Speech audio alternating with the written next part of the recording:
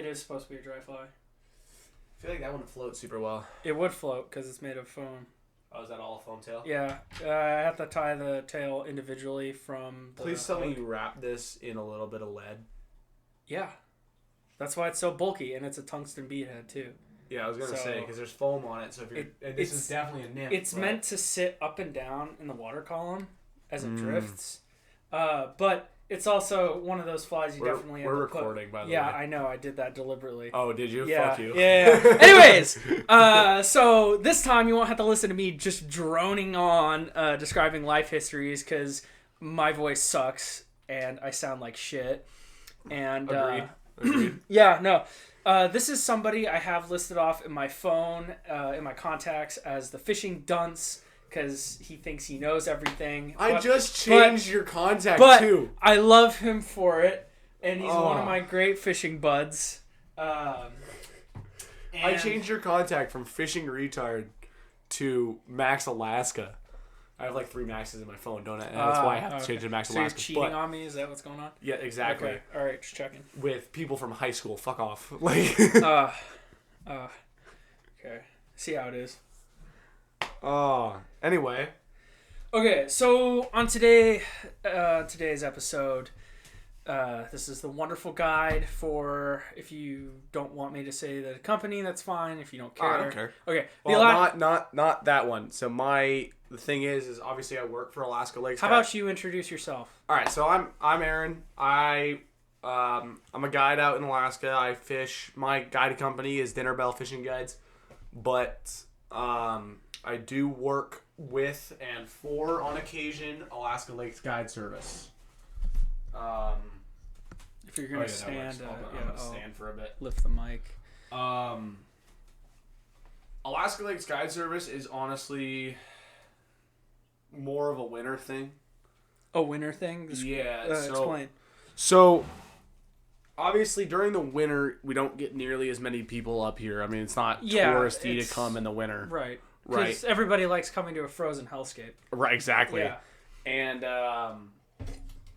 so, during the winter, I kind of mooch off of the reputation that Alaska Lakes Guide Service has gotten over the last 50 years. I mean...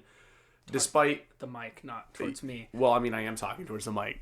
No, fair enough. But like, you turn away. I'm being nitpicky. Go on. Okay. Yeah. Okay. Anyway, yeah. I mean, it was said to me actually by my clients yesterday.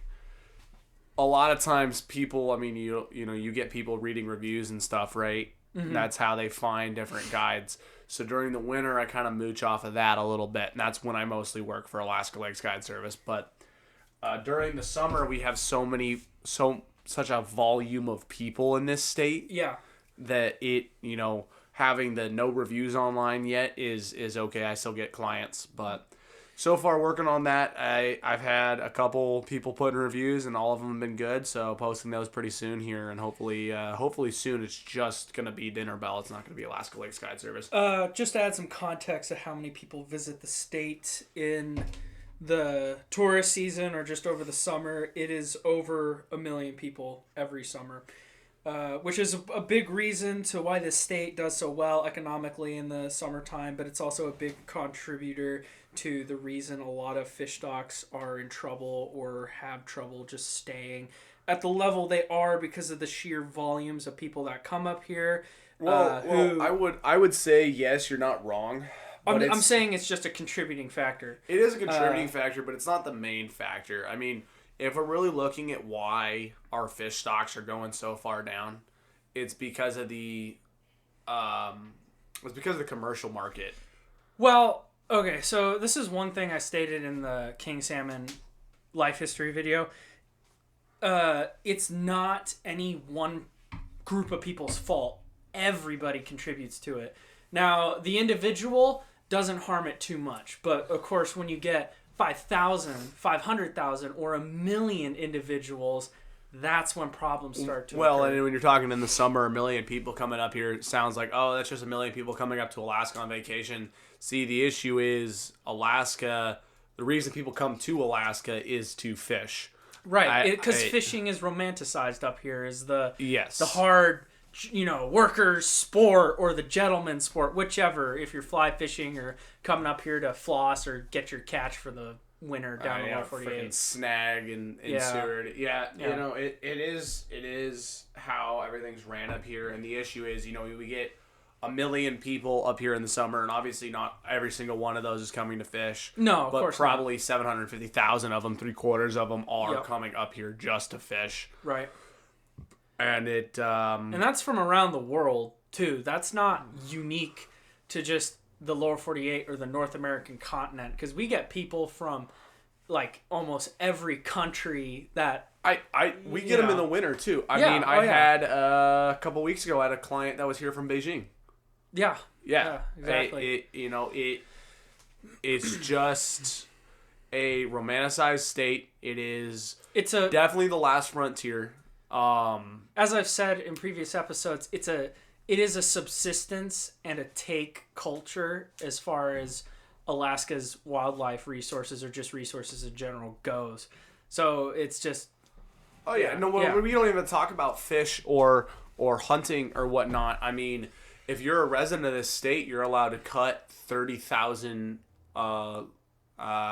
it's like 30,000 square feet of lumber or something a year. Or it might be cords. I don't know. I don't know. It's ridiculous. I mean, if you're a resident, you can go out and chop down trees at a rate that literally is like logging company rates. And not everybody does it. I mean, that's not a good example of, this has been happening all the time, and so now our trees are suffering. Right, we're actually doing just fine there, but it is an example of some of the laws that have been created that make Alaska such a take culture. Yeah, I'd say I don't know enough about that specifically to make a judgment on it, but that's something that needs probably to be looked at again. Because, I mean, how many people do you know, at least that live in Anchorage, go out and cut X amount of cords of wood or whatever? That's the primary reason I don't think it has to be looked at again. That's why I said it's not, that particular law isn't a problem. Yeah. It's only an example of the culture that you're talking about. Yeah, okay. Exactly. It's not, you don't have everybody in Alaska who's a resident going out and cutting 30,000 cords of lumber. No. Right. No. But it is a good example in something that I'm sure a lot of people can understand. I mean, not all of our listeners are going to be able to understand what a cord is. No. But the basic point is you can build a house with probably 1,500 cords of lumber. Yeah. Right. A good sized house too. I'm not talking single bedroom loft kind of house. I'm like talking a 2-story, like a real 3-bedroom, nice log cabin. Nice. Yeah. And that only takes, a cord is a lot of wood. Yeah. So 30,000 cords of wood is what would build like a housing development in California. Yeah. Okay. It's a lot of lumber, but it is something that is a good way to explain that culture of take. Let me look up real quick how much is a cord of wood. Yeah, look up a cord. And see, the thing is like, I cut myself 14 cords of wood 2 years ago, right? So here's what it says on Google as far as what a cord is. If you burn about 4 cords a year of better hardwood, that's somewhere between 3,000 and 4,000 pounds of wood per cord, or 12,000 to 6,000 pounds total. Using 1% as a rule of thumb, that would be around 120 to 160 pounds of ash to clean up. This isn't a wood stove. That's right. Yeah. So I mean, we're looking at this is giving us an answer about wood stoves, but the point is a cord is roughly what did it say, 6,000 pounds of lumber? Yeah. Like that's a ton of lumber. That's a lot. And it's taking this back to salmon, all right, and fish. That same culture is still very prevalent, where they're allowing way too many fish to be caught in way too high of numbers.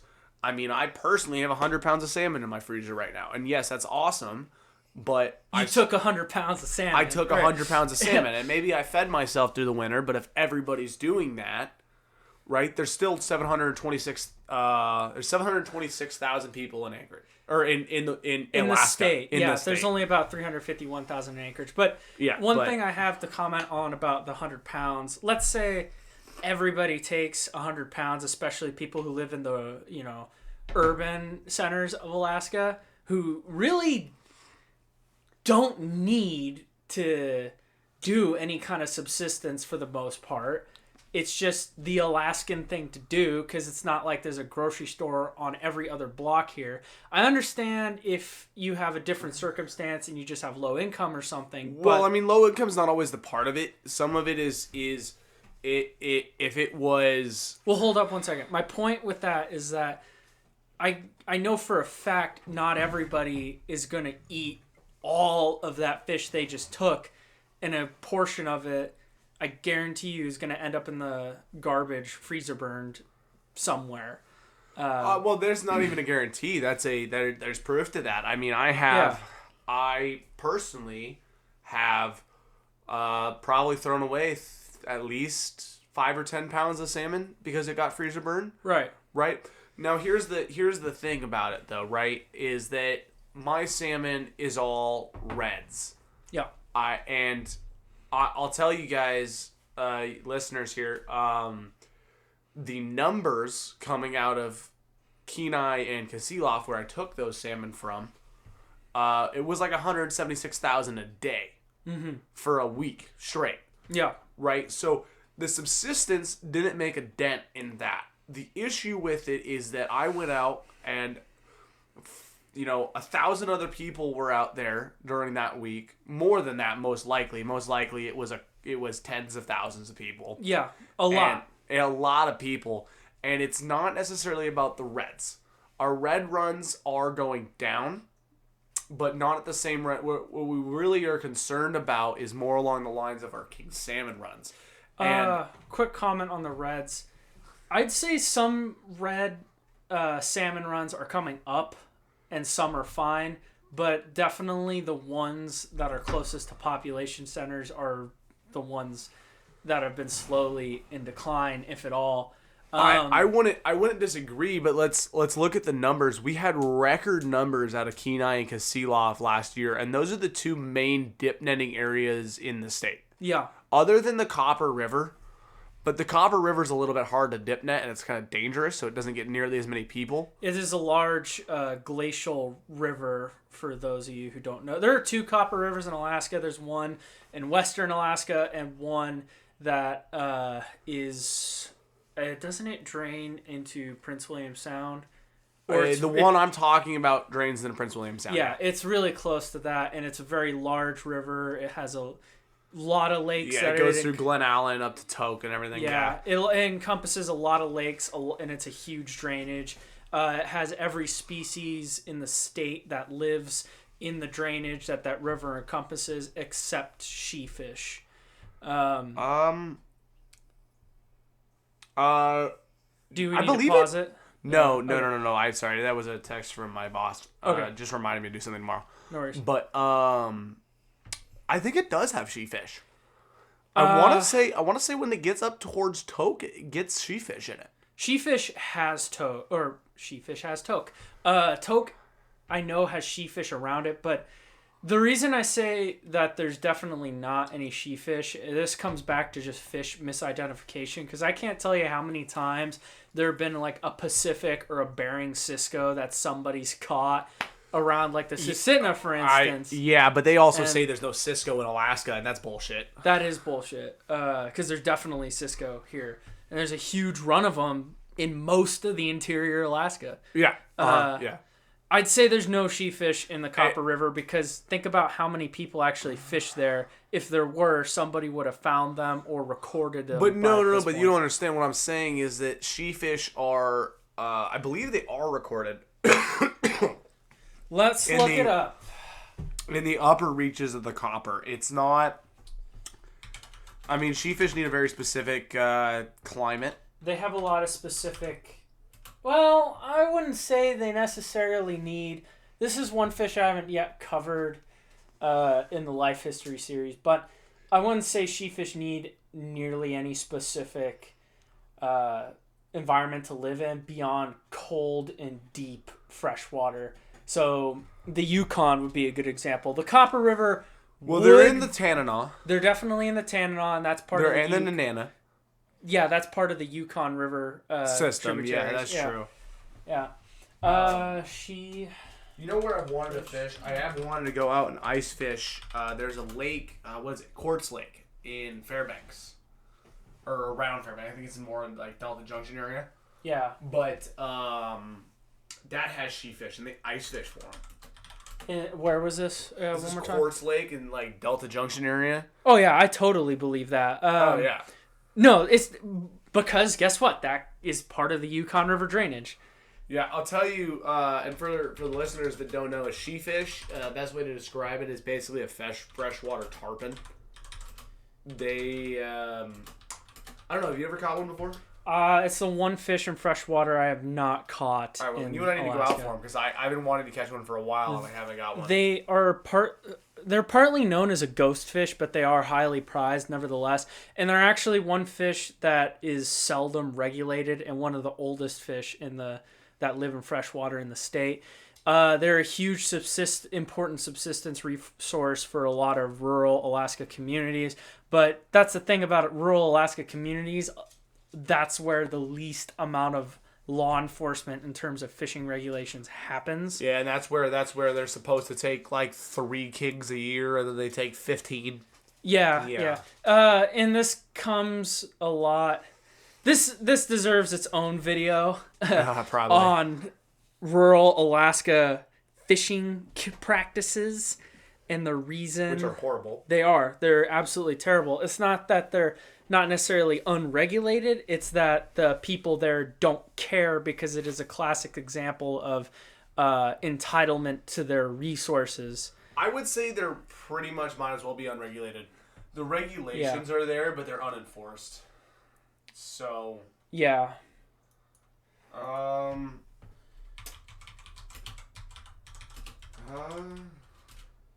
sheefish.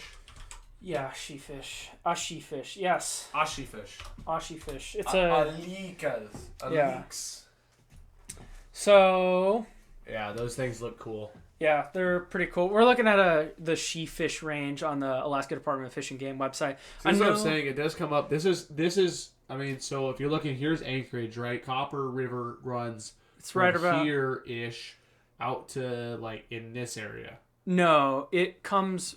This is where it drains out, just east to the Prince William Sound, and I know for a fact the river comes up and hooks around the St. Elias Wrangell Mountains, but it doesn't. You know what? Let's look at a river map actually. Yeah, that's a good idea.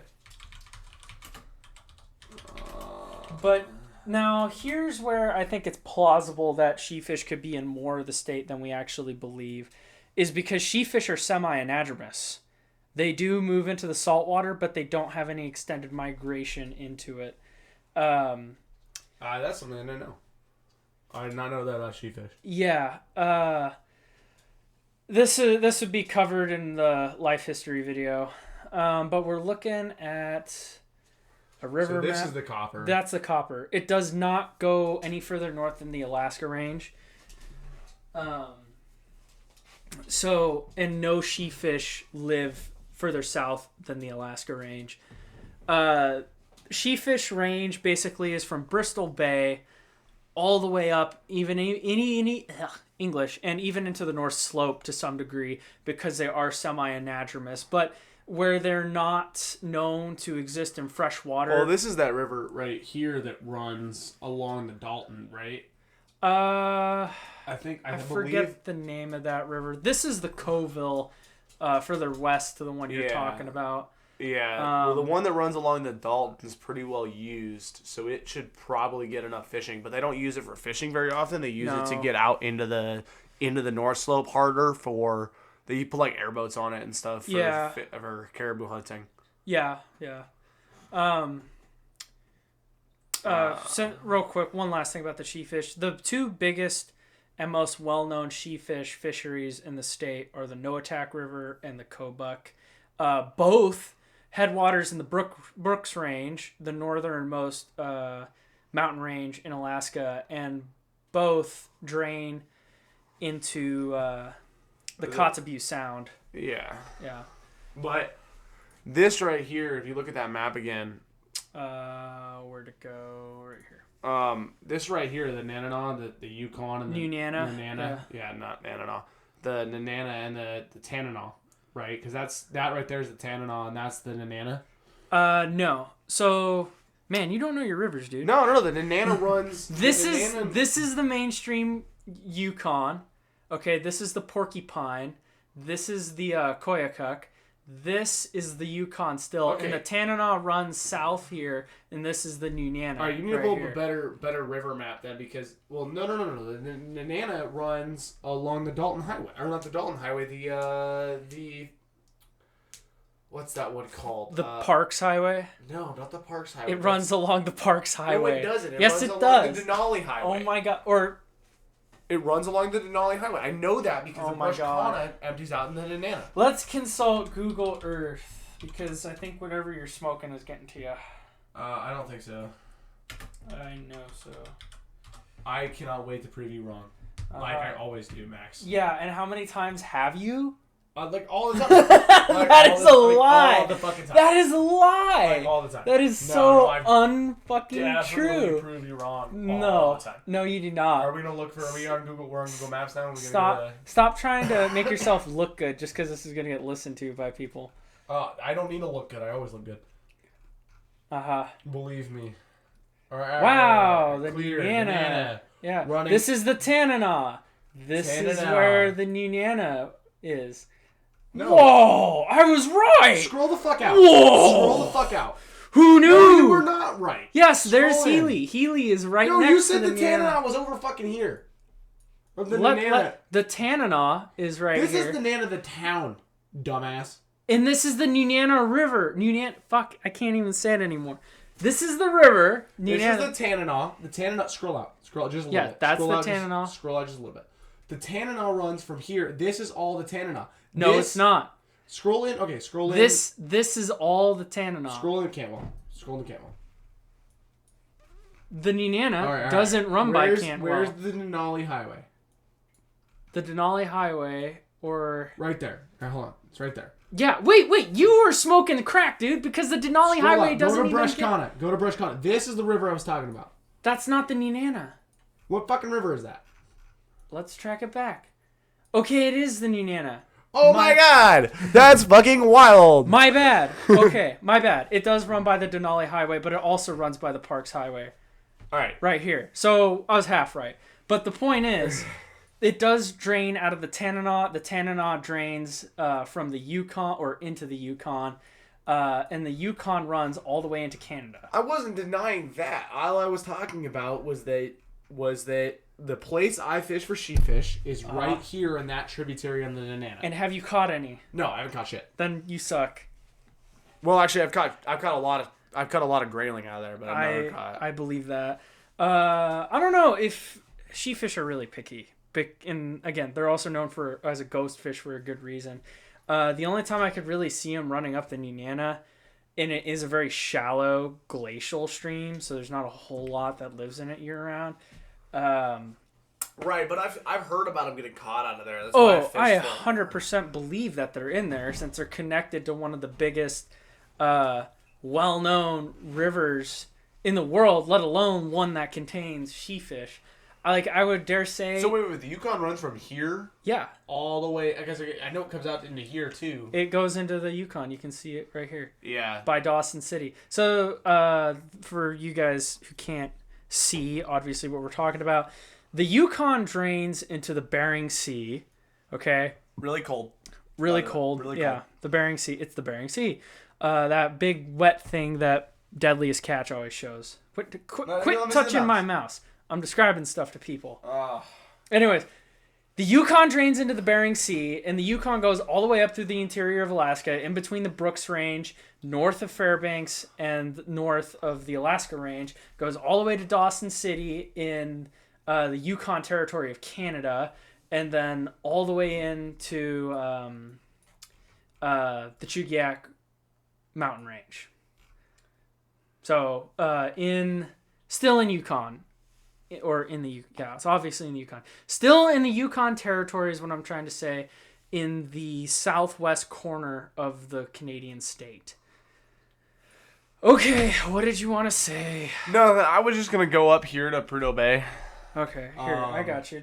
I know where stuff is. Why are you stop fondling my computer? I will fondle your computer all I want. Yep, I'm sure you will. So what I really want to do, and I want to know if you've done it before. I've not driven that highway. No, I've driven the highway. That's not what I'm saying. I've not been on that river. No, again, not the river. Just give me a sec. I have not done... So there's that highway. Yeah. So right here, this big outcropping. Yep. This is where I've hunted for caribou before. Yep. Literally like sat right on this little peak here and hunted for them. But I'm trying to find, there's a creek that crosses over right here. Here it is. This right here, one of my favorite all-time places to fish for grayling. I believe it, but it's also probably one of the most heavily fished spots for grayling. I would doubt it. I mean, it is... Okay, so there's not a whole lot of fishing pressure of the majority of the North Slope. There's a highway that runs up to Prudhoe Bay on the North Slope. Or maybe it's that one. It's probably that one. But either way. You can't even find the creek you're looking for. No, it's definitely that one. Uh-huh. Yeah, because there's that big bend with that. Yeah, because I stood right here and I fished this hole. The Cuparook River. Yeah. Yeah. And then, here's those two mountains. So I wasn't on that peak. I was over on this peak. Anyway. Besides the point. Impeccable land navigation skills. Eat an ass. What I want to do is I want to go up into the Prudhoe Bay area. I mean, look at all these lakes up here. I mean, most of them are devoid of fish, actually. Would you like me to explain why? Yes, go for it. Okay. So the reason most North Slope lakes are devoid of fish is because of two simple facts. One, they're shallow. And two, because they're shallow, they're devoid of oxygen most of the year if they're not frozen completely. Because I don't know how many of you guys... They're shallow, yeah. Right. I don't know how many of you guys are familiar with the North Slope, and the North Slope has been known to get to negative 80 degrees Fahrenheit in its history. The second known most hostile environment known to man. And so a lot of the lakes up here, because of this fact, because they get so devoid of oxygen, whether or not they're, fairly deep, they just cannot support any fish life in most cases. But that's not to say that a good portion of the lakes still don't have fish. Well, they probably have grayling, maybe some lake trout if they're deep. Grayling, lake trout is the primary predator of most lake environments and river environments too on the North Slope. There are quite a few lakes and rivers, or not just. There are quite a few flowing waters that do have lake trout that stay in them year round because they don't freeze over completely in a lot of cases. There is a lot of oxygen and there's a lot of food in them year round, whereas a lot of lakes, it's not the case because they do freeze to such a degree. They just simply cannot support the oxygen. I'm not sure I understand. What are you doing, dude? I don't know. My Siri's flipping out. Yeah. Anyway. Oh my god, because it picked up everything you were saying. Yeah, you were... Gosh. Yay, being voluntary. Yeah, you voluntarily bugged yourself, dude. I know, whatever. Yeah. What's that lake right there? That is a body of water. That is a big body of water, but it's a named lake. It's got to be deep enough to support fish life. Well, I have something to consult then. I wouldn't be surprised if that lake... See, a tundra lake doesn't necessarily have to be deep. It just has to be really big. But that still doesn't mean that fish can always survive winters. Deep is almost always better than really big. Yeah. just Not because disagreeing. because the more temperature variation you tend to have in the lake, because of how Are we deep able it to is. pause the recording? Yes, we are. Do you need to pause? Yeah, go ahead and pause that recording. All right. We'll be back in a second. All right, sorry for the break. Aaron had to call somebody and take a crap because he sucks and he doesn't prepare. So the I Lakers... did not prepare. Look, you made me get Taco Bell before this. It's not my fault. No, you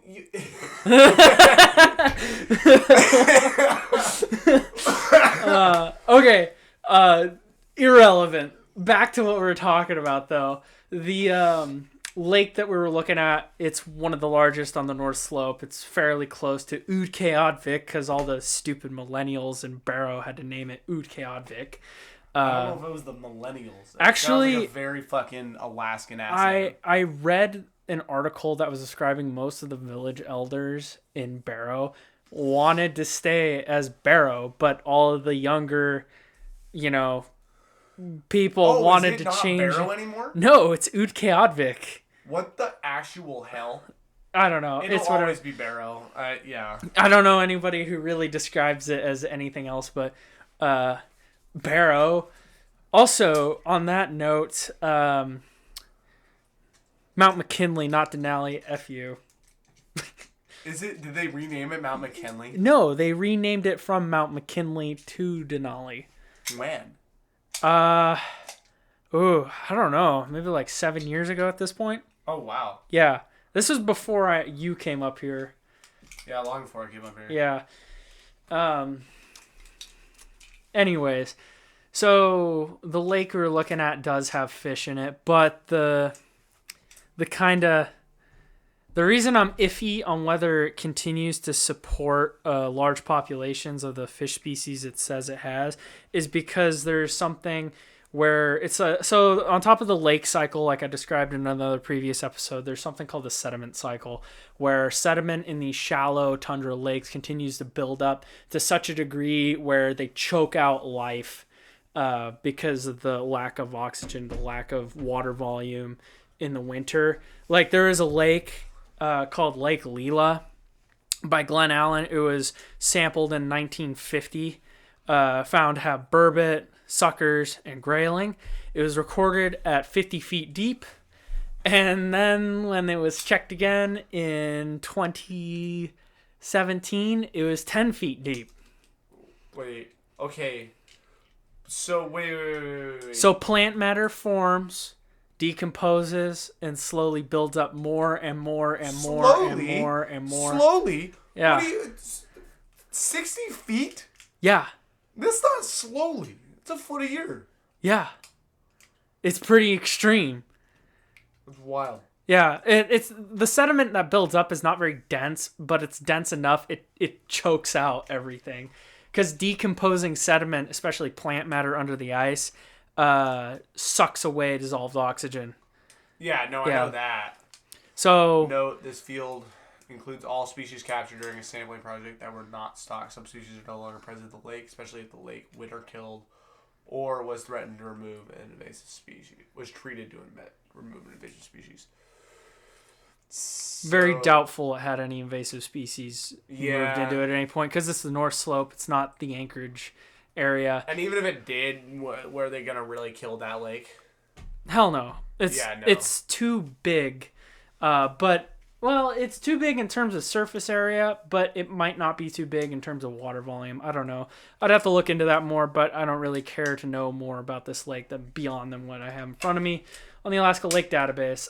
The first survey was taken in 1977, so who knows how the lake has transformed since then.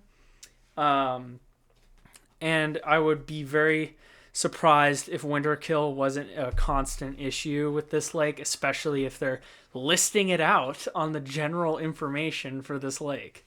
Well, winter kill is gonna be an issue for most of the lakes up there. Of course, yeah, because like I said, a lot of them are so shallow. We got completely off track from the initial topic. Oh, for sure. Yeah. Oh, for sure. Yeah. That's what happens. It No, is like what it is. it's a flowing conversation. That's the whole point. Anyways, That's a big lake, though. That's the thing. Like, yeah. if any of these lakes are... It's weird, though. Look at the color of it. That's almost... just because of how shallow it is. I bet you, though, it didn't get winter killed.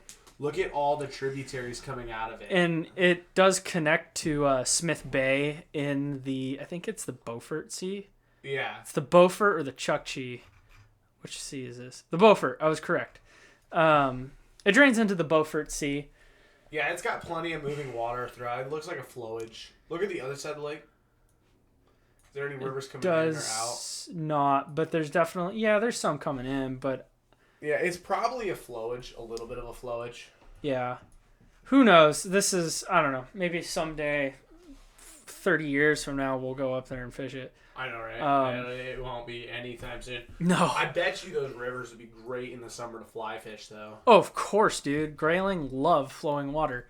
Well, not even that, but I bet you there's grayling. I bet you there's lake trout there, too. Probably, yeah.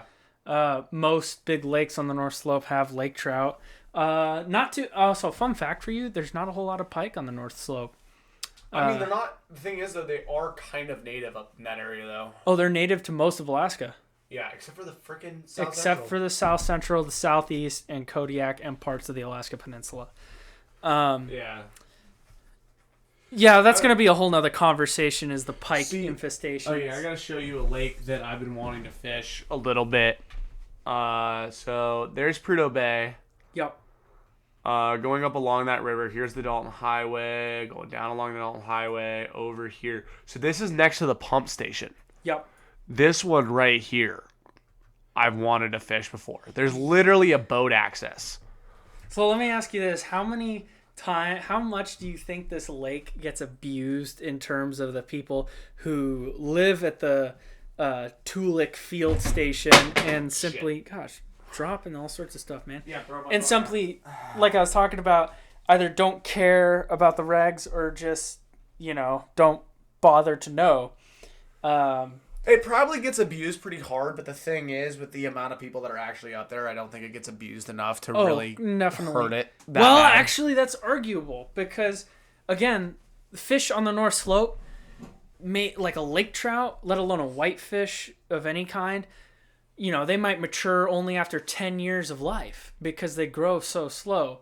And then on top of that, they might be only ever able to spawn after like 5 years because it takes so long to collect biomass to grow the organs necessary to, reproduce. Yep.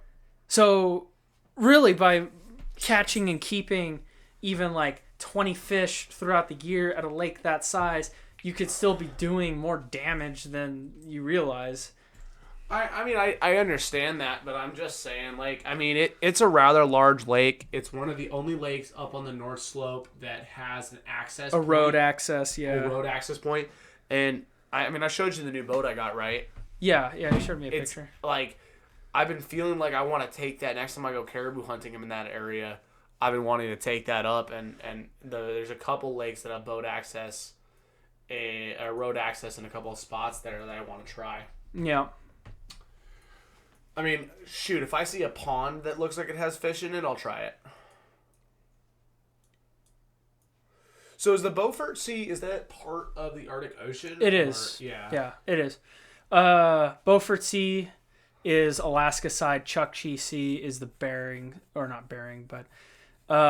Is the Putin side? Yeah, the Putin side. The former Soviet side. But it's all part of the Arctic Ocean. Gosh, you can't. What are you doing?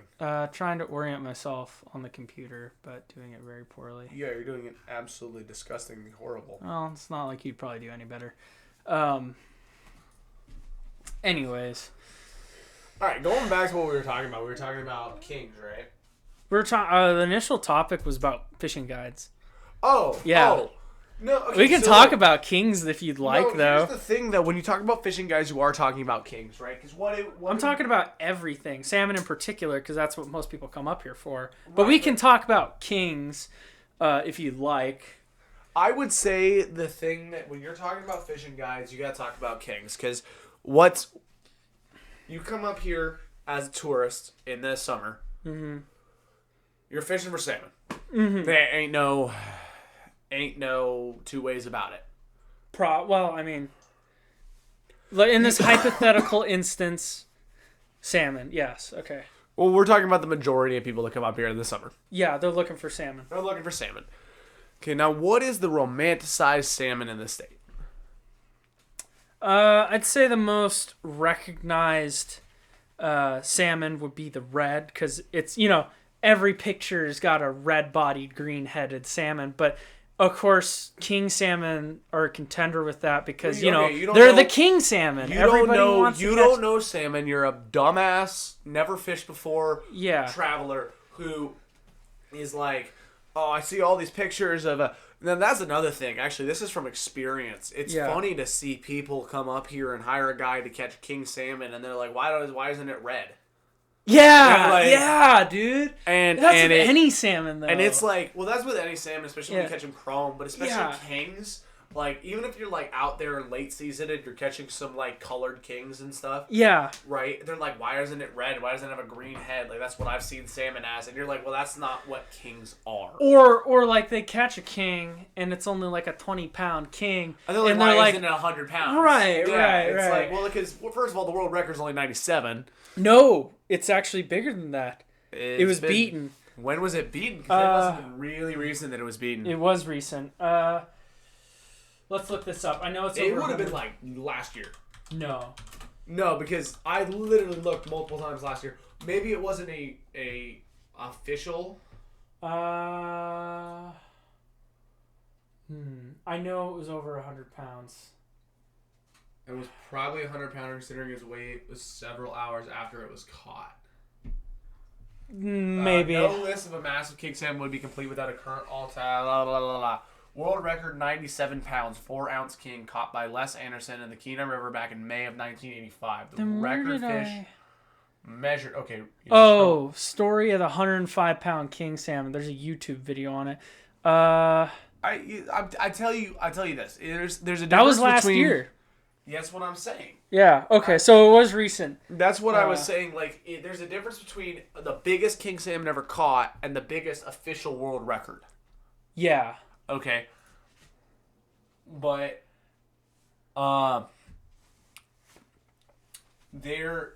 king salmons do get that big, but this is a very rare occurrence. Especially nowadays, most of the kings we see are 20 Hold up 1 second.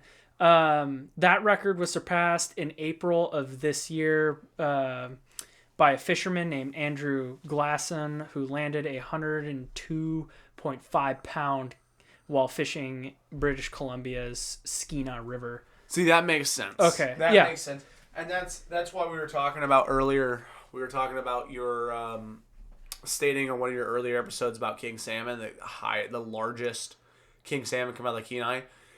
Some of the largest, yeah. Yeah, the Kenai, that's the better way to say it, is that some of the largest come out of the Kenai, because... We're getting off topic again. But the point is made, everybody expects to get, like, a giant king salmon. Yeah, when they come up here for a king salmon, and it's funny, it's 50-50, right? Because most of the time when someone catches a 20-pound king salmon, that's still the biggest fish they've ever caught. Yeah. Okay. And, that's awesome. Sick. We caught them the biggest fish they ever caught. Now, when someone comes up here and they're like, I fished up here 50 years ago. We're like, well, then don't get your expectations up. Yeah, because it's not the same anymore. It's not the same anymore. Like, we're going to go catch a salmon. Like, don't get me wrong, it's not hard to catch king salmon. But expect to catch maybe 1 or 2 kings on a good day. Yeah, exactly. And it's, there's days where I've gone out and caught 15 kings a day. But the biggest king I've ever caught, right? And I've caught over 100 kings up to this point. Most of them safely returned to the water. Mm-hmm. And I caught, and the biggest one I ever caught was a 42-pounder. That's a good king. That's a good king salmon anywhere. Anywhere these days. But if I caught a 42-pounder 50 years ago... That would be like an average fish. That would have been an average fish. Yeah. Yeah, and so it's like, you have people coming out here that are, older and they're like, I used to live in Alaska, and I'm just up here. Let's go out. Where do you want to go fishing for king salmon? And they expect to catch these 40 to 50 pound fish. Yeah. And honestly, your tackle can't handle them anymore. Tackle's gone downhill a little bit. It's quantity over quality because of industrial manufacturing.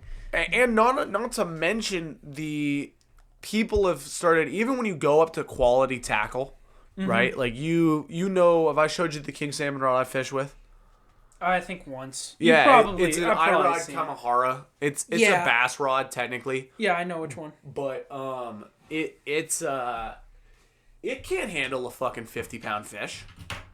It would bully me up and down the river. Yeah. I mean, when I use my fly rod for king salmon, and I will definitely say I don't necessarily fly fish for them, but I use my fly rod for them, right? He's a filthy flosser. Punching me in my own house. Yeah. Yeah, I have the gun. Anyway. No, yes, I floss. I do floss, but that's a whole other conversation that can last an entire podcast. Yeah. So, I've already given them a spiel on flossing. Don't worry. For the sockeye video, but that's more related to sockeye than it is. Yeah, king flossing's a whole different story. Yeah. Because you're either flossing and then not caring that you're snagging them. Yeah. Or and at that point you're not flossing, you're snagging. So with a flossing rig. Apparently, there is a right way to floss. There is a right way to floss. You'll have to explain it in another episode. Yes, though. I will have to explain in another episode. But basically the key thing to this is that you can go out and you can catch. I'm serious. I've definitely caught 15 or more king salmon in a day, right? Mm-hmm. But when that happens, it becomes a numbers game for those big ones. Yeah. Okay, and especially even if we have a day like that, and I take out a client on a day like that where we're catching king salmon every 10 minutes. Yep. Okay, they want to keep the first king salmon they catch. Right. Right. Even if I tell them, no, look, listen, we're gonna catch more. Let's release this one. It's small. Right. It's like, oh no, it's the first king salmon. Yeah, we're keeping fish today. It's like, well, you keep this fish, you're done fishing. Yeah. I will not let you throw in another line because that is illegal, and I will lose my license. Right. And so people don't quite tend to understand that if you want those big king salmon nowadays, you gotta really work for them. You gotta really work for them. And then even the people that understand it aren't willing to pay the couple $1,000s that it ends up costing to get that. If you're not a resident, if you don't have the gear yourself, if you don't know where to go. Yeah. If you come out with, say, any of these listeners end up coming out with me, which shameless plug, definitely come out, Dinner Bell Fishing, look me up.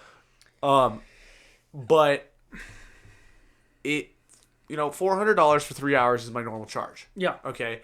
In that 3 hours, it's a good likelihood we'll catch king salmon. Okay. Let me ask you this: where do you go? Most of it's so this coming year is going to be Ship Creek and Tail Race. Okay. We're going to start taking trips slowly out in the middle of the Kinnick. We're going to start taking trips slowly on the Deshka. So, for those of you not in the know, Ship Creek and the Kinnick, or the Eklutna Tail Race. Yeah, because the Kinnick and the Tail Race are a little bit different. I mean, they're obviously same body of water, but I was going to say they're both hatchery sourced fish. Come from the hatchery. All the fish, the king salmon that go back there are hatchery sourced. Very few, if any of them, are wild. The most wild ones between the two would be Ship Creek fish that spawn naturally. Yeah, if you see a wild one in, first of all, if you go to Tail Race and you catch a wild one, you're not gonna know. No, because otolith clipping for kings isn't as big of a thing up here as it would unless be you're on in, like the West Coast. It's only in Kasilof, and it's only on like the main Kenai Peninsula rivers that they do that. Yeah. But it's really, really, really unlikely to see one out of Tail Race. Yeah. That's wild. It is possible to see one in Ship Creek. That's wild. The ones after they stop taking, There's still a large portion of the Ship Creek fish that are wild. Yeah. So Some runs. Ship Creek is a little different than Tail Race, but Tail Race tends to have a little bit better size. Yeah. But anyway, my point is like 3 hours of time, which is, like I said, my normal trip for king salmon. Mm-hmm. It's plenty of time to catch king salmon. Yeah. Okay, because you actually only have about an hour window. And within that hour window, because of the tides. Yeah, the happen. tides and everything. And, yeah. Tail Race is different, but Ship Creek especially, it's super tidal. And during those tides, we really can get on them hard. So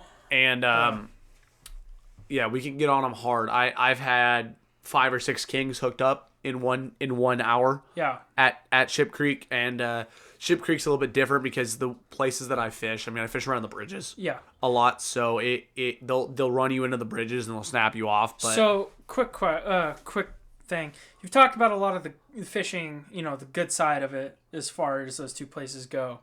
Now, personally, I think they're both great because they keep people who want to catch king salmon catching king salmon to a higher degree, and they don't wear on wild stocks that need less pressure. Yes. Now, why don't you tell me about some of the cons? And we were discussing this over the phone the other day. Yeah, so some of the cons is more along the lines of there's too many people there. Yep. Shoulder to shoulder. Oh, you know what? It's not just the shoulder to shoulder. You know what? It is that is annoying as hell. Yeah. And I told you on the phone the other day, I got the game wardens called on me 3 times. Yep. In 2021. And 2021 was probably the best year of salmon fishing I've had ever. And it was I got the game wardens called on me because I was catching 15 a day, right? And people were calling them saying I'm snagging. So one, you've got people out there. When you go out to the rivers and you start catching fish like that, it feels like the 2020 election. Yeah. It's everyone's at each other's throats. It's pretty bad. There's a reason I don't go those places. It can be really bad. And see, the even worse part is there are certain spots that allows you to get those that when I'm talking about, when I say that 3 hours is plenty of time to catch a king salmon, right? That's spot dependent. Yeah. And I do have, 8 or so spots on each area that I could go and I could get that done. Mm-hmm. But that doesn't mean those 8 or so spots are always open. I've gone to tail race before. Of course, fishing is not a guarantee that you'll catch anything or get your favorite spot. Well, no, yeah. You're right about that. But, when you have 8 spots that you're like, I could go to any of these 8 spots and catch a king in the next hour, right? And then you go and there's so many people there that 8 spots aren't even open, Yeah. That gets really annoying. And then a lot of times they're taken by like tourists who aren't with guides. They've rented gear or something like that. They don't know what they're doing. I watch a group of these 3 foreign guys who super heavy accents, these kind of Dutch-ish area. Lives in the between France and Germany area of the world, Netherlands, Belgium, Luxembourg. Yeah, exactly. Something like that. And I watched them snag probably 8 or 9 silvers, right? And keep every single one of them. Yeah. They over limited. Yeah. They kept every single fish they kept was snagged. It's frustrating to watch that. I hear a lot more with this happening when it comes to tourists, but I think it happens more with residents and people from North America. Yeah. They just hide it more, so you don't see or hear about it. You don't see it as much. The tourists are very blatant about it. That's true, but that might come from more they just don't know and they think it's a free for all. Yeah, I could understand that, but it's like you come here, you don't hire a guide, and when you hire a guide, there's a certain level of the guide is taking out these tourists, and I'm gonna tell you this right now, a lot of residents don't like guides. Yes, I don't like guides, but that's not necessarily because I have no reasoning for them, or I feel they take the fish or don't share the resource. It's mostly from a point that they have always come off as very entitled to me, or at least a lot of the ones that I've run into. And I also don't like guides personally for the fact that I don't like to pay for my fish. Well, it's a different story of Of course, not all guides, like not all spoons for fishing are created equal. Some are better than others. I will agree with you on that. Now, I told you this story, and I'll tell the listeners this story. I was out fishing at a place called Willow Creek. Willow Creek, great creek. It's got a lot of big trout, got a lot of really nice grayling. It's got a salmon run of, correct me if I'm wrong, kings, silvers, and pinks. And chums. But it's a very small run on the chum end. Yeah, small run on the chums. But point is, most of the salmon species, really good trout fishing, really good grayling fishing, and overall amazing place to fish. But with that being said, it's one of the most heavily guided on rivers for fly fishing in the state. And I went there one time just as a personal trip with a buddy of mine, and we were walking up and down Willow Creek. We had probably caught 15, 20 grayling. We probably caught a couple 24-inch trout. Like, we were doing really good. It was a great day. We went up to this deep pool. That's a great spot to fish. Hold that thought. By the way, this is a story that ties into an example of unethical guiding. Yes. Yeah. Anyways, continue with your story. Yeah. Okay. So go up to this pool, a nice deep spot, really great spot to fish. It holds a ton of trout, little bit less grayling, more trout. And we're up into it, and we're fly fishing. We catch 2 or 3, and then this guide on a float raft with a group of 3 people come in. And not doing anything illegal, but very unethical. He came in, popped up right where we were throwing our lines, anchored up, and started putting on the end of fly rods, putting worms and bait. Now, the reason this is so unethical, I know you're grabbing the Regs right now. I don't know if I have the South Central Regs. Well, the South Central Regs, so I can tell you the Regs for that river. Yeah. Right, obviously, artificial? It's not artificial only. That's an EO that comes out every year. Let me look it up. Oh, on an off note, I got an email today from Fish and Game. I'll show you it here. I probably got the same email, most likely. Go ahead with what you're still saying. saying. Anyway, my point with this is, these guides, and this is Max's point as well, these guides think they own the rivers. And not only that, they do things only to get their clients fish. They don't have an ethicalness for these fish. When you put bait on a hook like that, for one, that's not fly fishing. No. For two, it runs the risk of that fish swallowing the hook. Yeah, when you use bait like that, or even glow bugs, which is a kind of fly, you're far more likely to gut hook a fish or severely damage it, fatally damage it. And the really unethical part of that, if you're out, say you're out ice fishing and you're planning on keeping your limit of 5 trout and eating those, right? Yeah. Sure, whatever. I think it's actually only that's in general regulations. I'm talking general regulations when I say 5 trout. The issue with the regulations on Willow and doing that is that your regulations are 2 trout a day, 2 rainbow trout a day. Only one can be above 20 inches. And I watched them for probably 10 minutes and watched them catch multiple more than that. And they didn't do anything illegal, but the issue becomes how many of those fish were gut hooked? How many of those fish did they throw back that weren't going to make it? And that's something that is just, it's not okay. It's not, it's not okay. It's not ethical, and it is not the way to teach someone how to do it. As a guide, your clients look up to you. Your clients, Willow's right up here. Oh, that's Little Willow. Man, where's Willow Creek? Yeah. Sorry, I'm looking at the Creek drainage, Trapper Creek,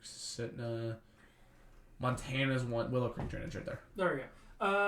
Arctic grayling, just to give you an idea of what the regulations are. Arctic grayling, no retention in the entire drainage, including all water within a half-mile radius of its confluence with the Susitna River. All Arctic grayling caught must be released immediately. May 1st through July 13th, fishing from a boat for any species is prohibited in a portion of the Susitna River at the furthest downstream mouth of the Willow Creek. The area closed to fishing from a boat is from an ADFG marker located on the upstream bank downstream approximately 300 yards to another ADFG marker. Oh, I take it back. This is the timeline we were fishing. Yeah, so it was not that's only what I was looking unethical, for. but it was illegal. Hold up. What it says is, and this is what I was looking for, June 1st through July 13th, only unbaited artificial lures or flies are allowed. Multiple hooks are allowed during this time, but only up to the ADFG markers located a half-mile downstream, blah, blah, blah, blah, blah, blah, of the Willow Creek. Right, and so not only was this unethical that they were using bait in a river where, I mean, it says somewhere in here, rainbow trout steelhead, June 15th, April 14th. This is right within our time zone here. Yeah. 1 per day, 1 in possession, less than 16 inches long. Yeah. So very strict retention laws. Yep. And even before that, April 15th to June 14th, no retention. Yeah. So at any given time of the year, at the highest retention rate possible, you can keep 1 trout out of there. Right, and then there's also an annual limit of 1 trout over 20 inches. Yeah. This goes for the entirety of, I'm not sure the state, but definitely the South Central. Yeah, it's super unethical. Whether forgetting about the fact for a moment that it was illegal to use bait at that time, it was very unethical to use bait because you're risking these fish dying when you cannot retain them. So another reason it's unethical is because you are taking advantage of the lack of knowledge that these people have and teaching them that oh my gosh, what am I trying to say? You're teaching them something wrong. That's the the bottom basis. line. That's the bottom line of how to say it. You're not only fishing illegally with bait, you're not fishing with fly rods properly with flies. And so in the spirit of fly fishing, that's not supposed to be. And then on top of that, you are just being a lazy ass guide because you don't want to put in the time or the effort to show your clients how to properly do it. I'll take over from that real quick. It's a lot of effort. It is. It is a lot of effort. That is true. I'll tell you very succinctly about my trip yesterday. Right, I had a dad, a mom, and their 2 kids. Okay, it took me all frickin' day to teach these kids how to set a hook while ice fishing properly. Right, and it's just that much effort. It doesn't matter whether or not you're fly fishing or ice fishing. It is that much. It is an all-day, constant struggle to teach some of these people who don't know how to fish how to do it. And to ice fish with a normal rod and all you have to do is put the rod up to set the hook is so much easier than teaching somebody how to strip set, how to cast a fly rod. I mean, there's so much more that goes into it when you're fly fishing. Yeah. It's lazy. It's unethical. It is not the right thing to do for these fish. I can go on, and I'm sure you can. Oh, for sure. The whole point of that story is don't be a lazy ass guide. It's difficult, but I know for a fact that the best guides I've ever known do things the right way, which is simply just actually putting in the time to teach your clients how to do things in a basic manner. And of course everybody learns differently. Everybody takes time to learn, but the point is, don't be an ass and fish illegally. Not to mention, I mean, there's just normal things you do as a fisherman as to another fisherman, and one of those things is not dropping in on a spot. And yeah, but this may be taken. What some may consider dropping in on a spot is different from another. But there's no way you don't consider dropping in on a spot. Let me park my boat and anchor up right exactly where. Like, he followed my drift in. Yeah. I was drifting not 3 feet in front of him. when he pulled in. And it's like, really, dude? Yeah. You can go back and forth all day on what you think taking over a spot is going to be. Yeah. Right?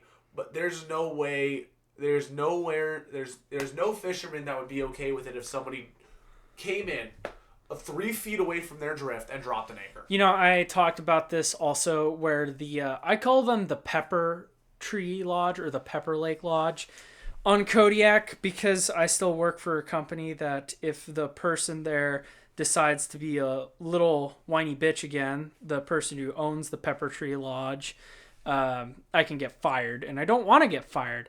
So that's why I'm calling it the Pepper Tree Lodge as a dodge. But the guides on the Pepper Tree Lodge do not give a single rat's ass about the residents who actually live there and work there. Both of those guides, to my knowledge, aren't even from the state, but they have the audacity to use their clients and position their clients and tell their clients it's okay to do this, to essentially choke out everyone else on the river or the lake.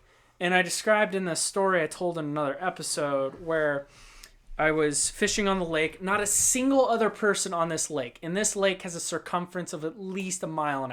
It's big. But they decide to come position, I think they had like 12 guides, 5 on one side, 5 on the other. The guides weren't even these people who just got there came on the plane that day. I watched them do it because I was working on the lake. And they're fresh, didn't know how to do anything. But these guys pulled up, gave them their fly rods, and all but 2 of these clients knew anything about fly fishing at all, and they just stood there not helping. And then I did my best to keep my mouth shut, but eventually I gave in, and I quietly said to the person closest to me, which is probably more than like just over 5 feet, really close. I said, way too close for fly fishing. Yeah, way too close, and just way too close for the fact that there's no one else on this entire lake. Anyways, so I said, hey, I tell them how to do like a single haul and a double haul, just very basically, and they immediately start casting better, and they actually hooked up for a second. And then the guide leaning against his stupid side-by-side, which was also right behind me, and they parked right behind me, so I can't cast with my fly rod. I have to angle it weird and do side casting. I hate that. Anyway, so much. Hold up 1 second. And so, upon telling this lady how to do a double haul and a single haul and whatnot, she's like really grateful and is like, thank you. And then the guide comes over and is like, here, do this, this, and that, and literally tells her to do the exact opposite of everything else I just told her to do. And she starts screwing up again. And then the 2, This is not how you're supposed to guide. Yeah, no, it's really terrible. And I catch a couple fish after that, a couple of nice char, and then I see one of the guides walk over to each person, and they all move in about 2 feet closer to me. And I'm just like, would you people F off? I didn't say that, but see, I could touch, I have a wingspan of about 6 feet, and I could touch a person's shoulder on each of my arms. And the thing is now you can't cast without roll casting. Right. Like that is... I had casting space, but the guides put their side-by-side directly behind me. And then I could have side-casted, but I couldn't now because they had their clients go right next to me. And now, I'll say this much, it isn't totally the guide's fault. Now, they told these people to do this, but they're the ones who put them there in the first place. And then these people were willing to do that just for the sake they paid for it. So they feel entitled to a resource that is in a land that they don't even live in. I don't know if I could say I could blame those people necessarily. Right, I understand. There's a whole ass lake, and your job as a guide is to get these people on fish. Of course. And I'll tell you this. But this goes back to ethical guiding. You don't choke other people out on a stream just to get your clients their fish. And your clients should understand that just because you're in Alaska or fishing anywhere in the world that you paid to fish for doesn't mean that you can piss off the locals just for the sake of getting your fish. Yeah, and that's basically what this whole thing has been about. But pretty much, yeah. We're at like an hour and 15 minutes now. Hour and 10 minutes. Yeah. Yeah. Anyway, guys, I mean, I'll wrap my side of this up with, Alaska's great. It really is, as much as it's been romanticized, there's a reason for it. But that reason is disappearing. People screw it up. Yeah. And people just keep screwing it up. Yep. Anyways, be respectful to people on the river. Don't be an asshole guide.